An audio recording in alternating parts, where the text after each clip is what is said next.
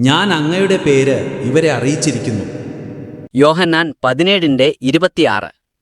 ഇതിന്റെ അർത്ഥമെന്താണ്? അന്നത്തെ ജൂതന്മാർക്ക് ദൈവനാമം അറിയാമായിരുന്നു.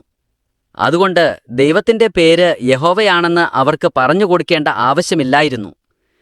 പിന്നെ എങ്ങനെയാണ് യേശു അവരെ ദൈവത്തിന്റെ പേര് അറിയിച്ചത്? ദൈവത്തെക്കുറിച്ച് വിവരിച്ചുകൊണ്ട് യേശു അത് ചെയ്തു. യോഹന്നാൻ 1:17. ഉദാഹരണത്തിന് എബ്രായ തിരുവെഴുത്തുകളിൽ യഹോവ കരുണയും അനുകമ്പയുമുള്ള ദൈവമാണെന്ന് പറയുന്നുണ്ട്. പുറപ്പാട് 34:5. ധൂർത്തപുത്രനെയും അവന്റെ പിതാവിനെയും കുറിച്ചുള്ള ദൃഷ്ടാന്തകഥ പറഞ്ഞപ്പോൾ യേശു ആ സത്യം കുറേക്കൂടെ വ്യക്തമാക്കി കൊടുത്തു. പശ്ചാത്തപിച്ച മകനെ ദൂരെ വെച്ച് തന്നെ തിരിച്ചറിയുകയും അവനെ ഓടിച്ചെന്ന് കെട്ടിപ്പിടിക്കുകയും അവനോട് മനസ്സോടെ ക്ഷമിക്കുകയുമൊക്കെ ചെയ്ത അപ്പനെക്കുറിച്ച് വായിക്കുമ്പോൾ യഹോവയുടെ കരുണയുടെയും അനുകമ്പയുടെയും മനോഹരമായൊരു ചിത്രമാണ് നമ്മുടെ മനസ്സിലേക്ക് വരുന്നത്. ലൂക്കോ 15:11 മുതൽ 32 വരെയുള്ള വാക്യങ്ങൾ.